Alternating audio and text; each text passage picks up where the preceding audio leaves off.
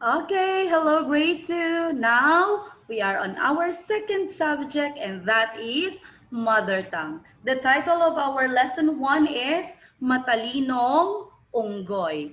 Matalinong Unggoy. Again, I'm gonna repeat it to you. Yung mga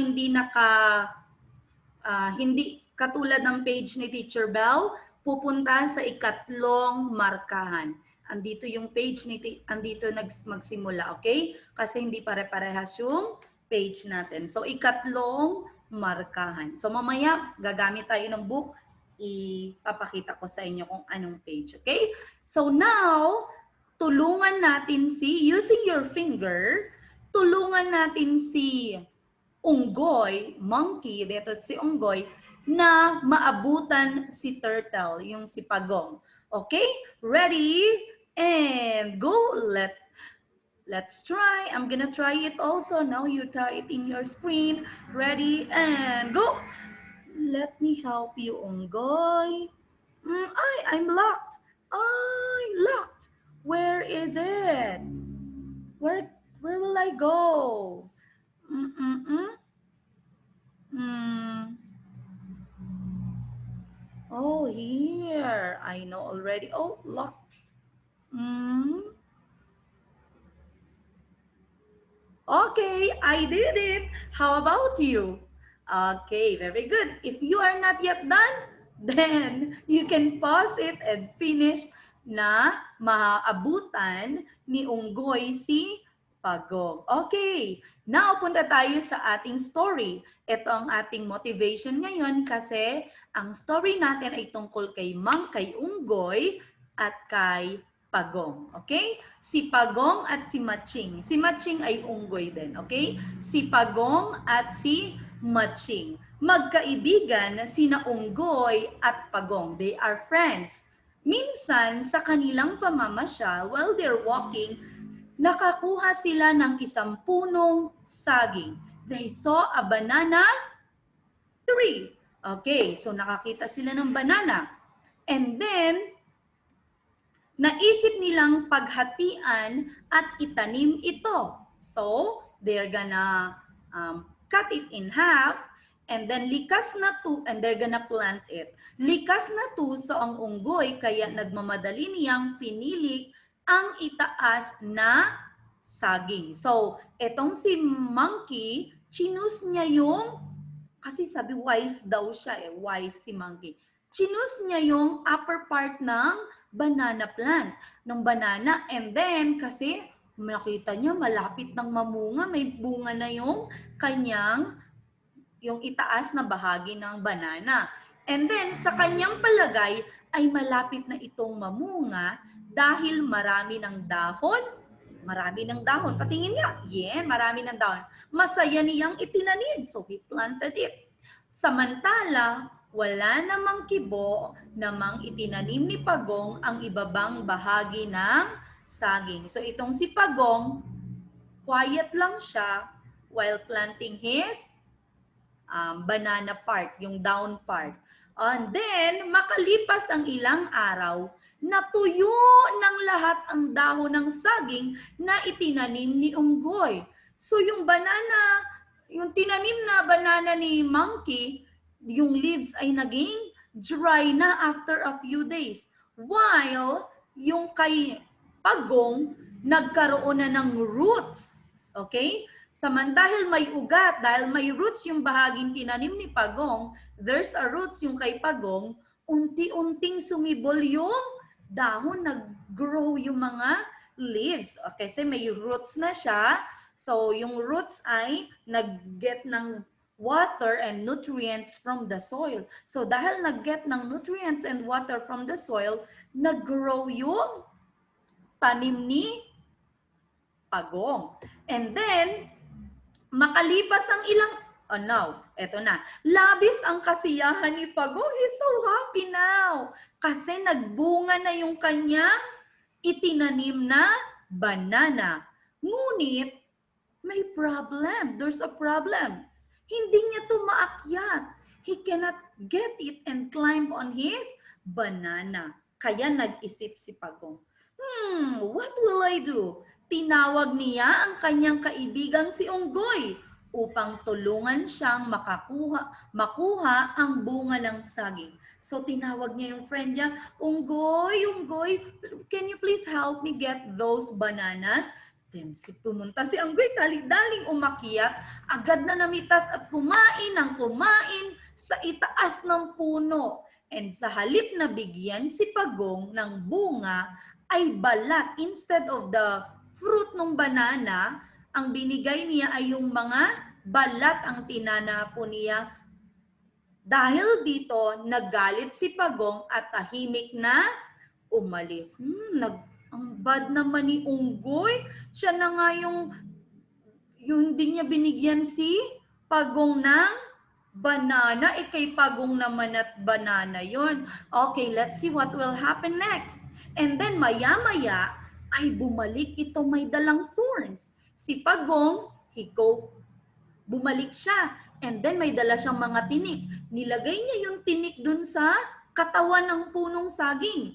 Pagkatapos ay nag-hide na siya, umalis na siya, tumakbo na siya. Hindi siya makatakbo, mabagal lang. So, takbo niya mabagal, okay? Then nag-walk na ng fast si Pagong. Pagkatapos, nang mabusog si Unggoy is already full. Dami ng kain ng banana. Hinanap niya si Pagong. Wala na si Pagong. Pwede na akong bumaba. Hindi na niya ako mapapagalitan. So mabilis siyang bumaba ng puno. Hindi niya napansin, merong tinik. And sabi ni Pagong, aray, aray, aray. Bakit naman napakaraming tinik dito? Tapos matapos alisin ng mga tinik, inalis niya ay hinanap niya si Pagong. Nasaan na si Pagong? Sa di kalayuan ay naabutan niya si Pagong. Okay? Kasi mabilis si Monkey si Pagong slow lang. So naabutan si Pagong. Anong gagawin ni Monkey kay Pagong? And then, nahuli rin kita. Bakit mo nilagyan ng tinik ang puno? Hindi kumibo at nag-isip na si Pagong, kaya lalong nagalit si Unggoy. Dudurugin kita ng pinong-pino. I'm gonna tear you into pieces. Sabi ni Monkey. Ha ha ha ha. Sabi ni Pagong, okay lang, it's good, mabuti naman at dadami kami.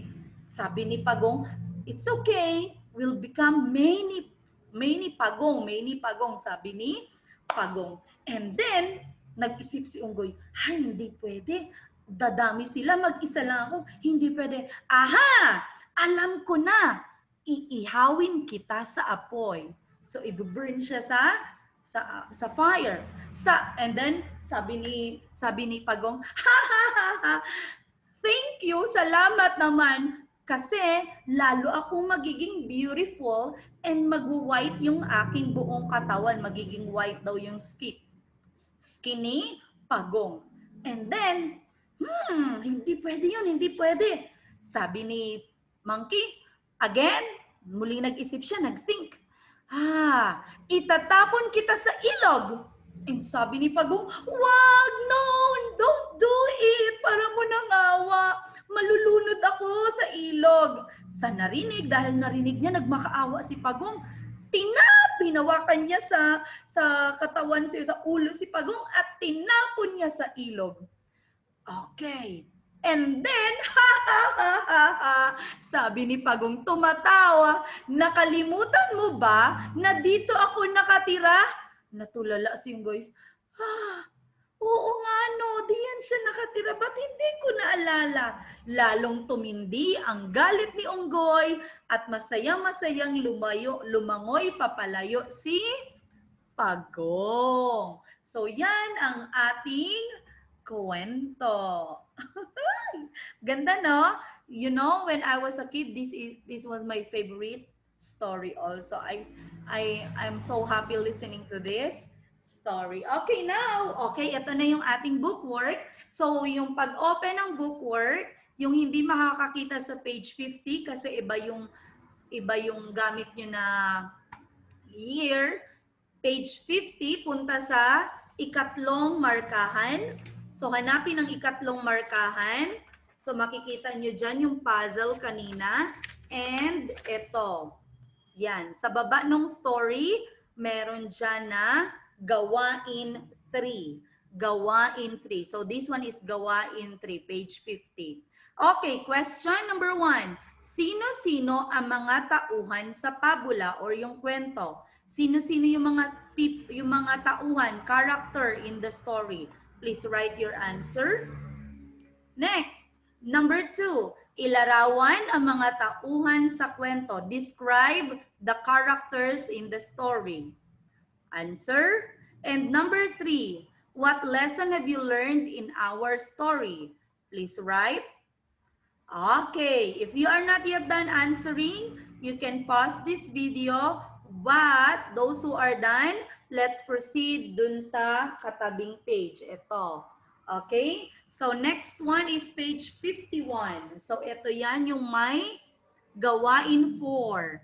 Okay? Gawain 4. Yung may mga letters and numbers. So, para masagutan itong 1, A, ganyan. Ang B, ang 2 is B, 3 is C, 4 is D. And then, pag nakuha nyo na yan, malalaman nyo yung meaning ng pang-ukol.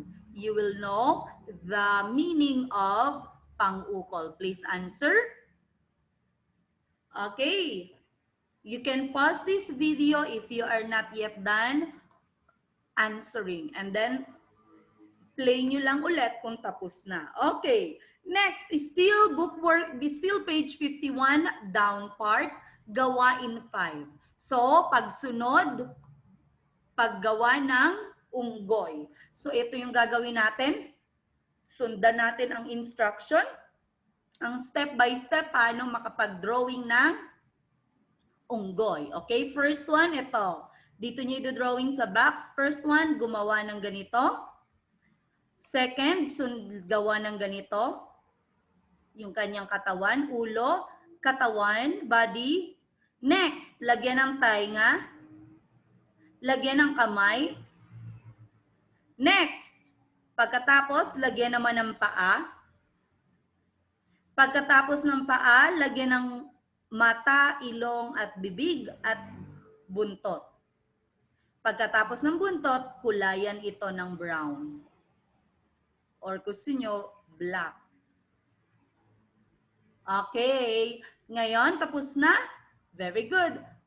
Oh, for your assignment, you are going to take a picture of page 50 and 51. Send it in our class dojo. That's your assignment. For your assignment, take a picture of page 50 and 51 and send it in our class dojo. Thank you everyone and see you tomorrow. Bye!